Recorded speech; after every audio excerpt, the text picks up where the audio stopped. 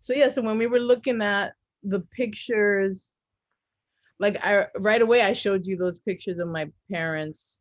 I didn't send them to you. I think I didn't send them to you for the mood board thing, actually. Um, they were very, you know, kind of clear. This is like two people who just came to the United States and they were on the ferry, like going to Statue of Liberty, whatever. And yours were very like abstract. And um I realize I work a lot more personally, even if I know that all these things are still kind of a fiction, truthfully. Even your personal stuff is a fiction. And you say you work biographically, but you're really but you kind of conceal it though. Like for instance, Yeah, if you know, I try to, yeah. and I was talking to my good friend and Lala. He's a filmmaker person. He's the one who kind of helped me make the he helped me to do the digital editing for that video where I put the words on it. And he showed me how to do a lot of that. And he's a filmmaker. He came to the United States in his 20s. He's, like was born and raised in Africa, South Africa, Zambia, Zimbabwe. And we always have this sort of, we have a great friendship, but we also have a sort of tension sometimes because I'm almost too willing to be personal or too comfortable. Like I kind of have no problem with a lot of biographical details. Not everything, truthfully. I definitely hide things. But it might be just this case of I was born and raised in the United States. I don't feel the the pressure of someone who came in the middle of life and is dealing with immigration issues. Like I basically didn't have immigration issues. I was born and raised here to people who did have immigration issues, right? And there's something about that like, makes me a kind of privileged American basically. And I feel comfortable to talk and I'm comfortable to be biographical. And and Della was like, yeah, I mean, people don't, they're not gonna be open to necessarily talking about all that, like what they came from, and I mentioned the stuff about, you said the Turkey had that revolt in 2013, that there was a whole, and they kind of didn't come to you for a while. And then my friend Adol was like, yeah, it's called trauma, Sheila. It's called like people don't want to they remember things, or they're moving on. And and it's just a level of disclosure basically that, Yeah, I see. you know I mean, me not being so personal in my work didn't start with immigrating to Germany, okay. but I guess immigration topic is something that I try to take a distance to, Okay. Which I is guess. right. Like Um, I didn't want to do things that were uncomfortable to you or didn't do things mhm. for you, you know. Yeah, I see. But yeah, but okay. No, I understand. Thank you. I mean, for your concern, anyways. But yeah, I mean, I try to be distant to personal. I mean, there is always, yeah, as you said, you already said it perfectly. There is always this personal connection, but from a distance somehow. Um, Yeah, and even I'm like I was using my parents in that, like I wasn't using me necessarily. Like I was using them. And and it's been weird to think about like that a lot. Like I think people want to know that story, but then I don't know. It means a lot of things. Like basically, I feel like a lot of tension now as a like put with the second book out, like because I say my family's from Honduras, that I feel like people want a particular story. yeah, And exactly. That I try to stay away. Yeah, exactly. That's the point.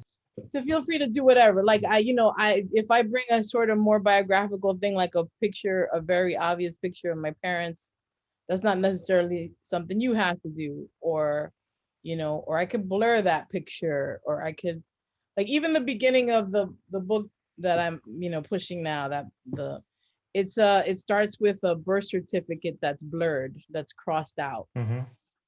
And that was a friend of mine asked me to put that poem up front because it had that blurred quality. Like there's something you want me to give you that I'm not giving you. Mm-hmm. And then the book is not about, oh, my poor Honduran life. Yeah, exactly. It's about actually me just being an old lady in New York. Like, and so, and that's fine. Like that's, why it should be at the place that I'm at, not at the place that someone expects. So, right. So that's why I brought it up. I didn't want to that it could do whatever. Just because we picked these dates, we're picking the dates as a symbolic thing, kind of thing. Yeah, I mean that idea was still for me a bit ambiguous because I mean it didn't have a certain shape yet, certain form, and it's still feeling a bit arbitrary in a way. But I mean we didn't develop it further. We didn't have the time yet. Yeah. I mean, it was a place to start, and I'm not saying discard it altogether, but I mean, I'm not saying we should do something on Zoom. I wouldn't prefer that, but somehow the work in its form, I guess, should be reflective of our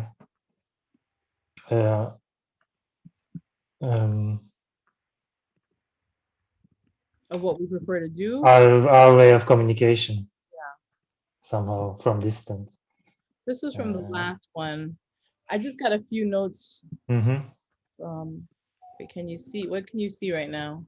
Oh, there. Yeah. Your outtakes, motivation to immigrate. That I just got a few notes at the end. Yeah. June 2013, 2 to 3 week Gezi protests, Istanbul beginning. Sense of state failures, generational failure. And then we have been talking about failure, sort of in general. Yeah. Failure, outtakes. We were also talking about using stuff that we discarded. Right. Rethinking about this discarded footage or words or sentences, text. Like even a blueprint could be, I don't know, some of those pictures, together with these words over it, with some words from the whiteboards, like switching roles, outtakes, any of it. Yeah, and like I can. Yeah, then it could be a blueprint for something about. I mean, I still like the digital native and digital immigrant stuff in some way. There was something that you mentioned in the group meeting that someone else did that you like, some kind of use of video. Yeah, video.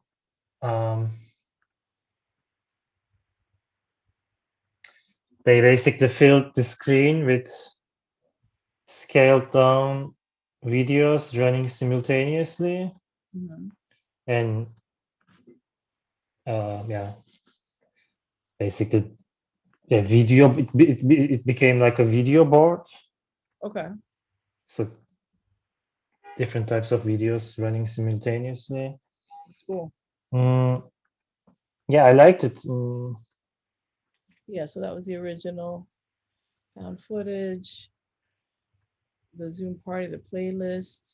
We didn't really deal with that. Self-documentation, lost years, right? Lost years. So yeah, so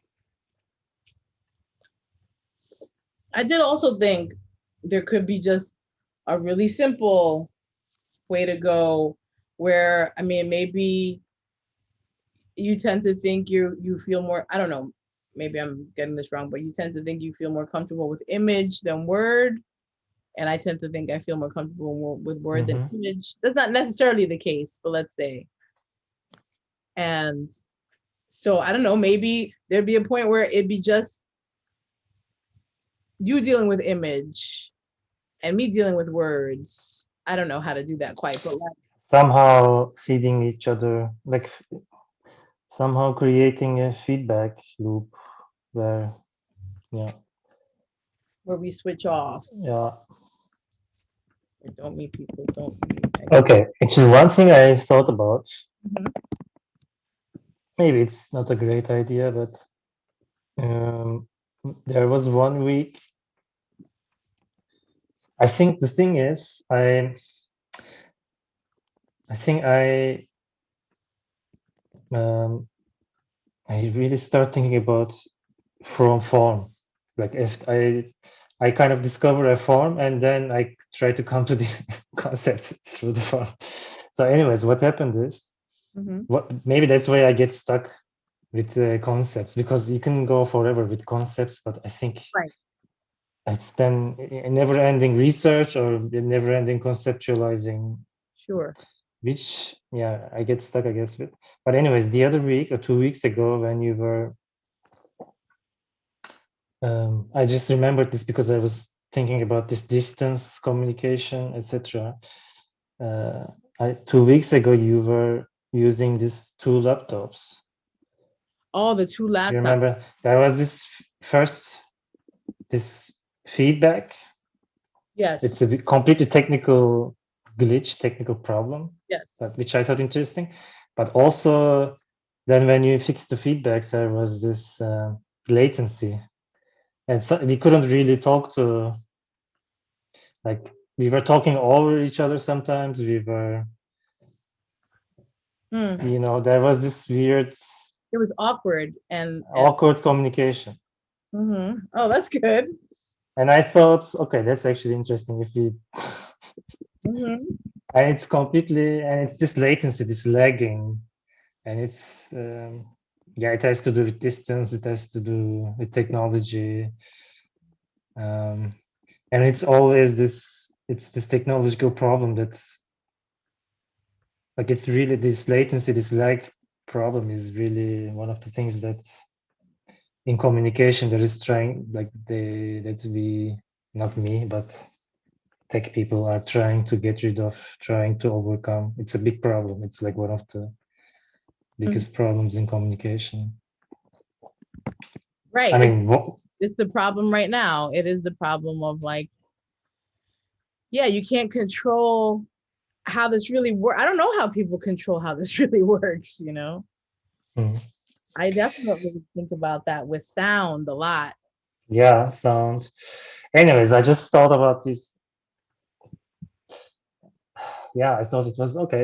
I thought that it was interesting. I don't know how to implement it in a work, but maybe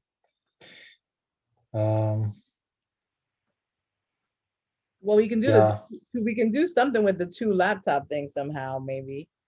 But then we'd be using Zoom in some, I mean, maybe Zoom, because Zoom is so problematic. Like it is got the problem, so we can create if we were looking to create problems and reflect that, Zoom would be the way to go.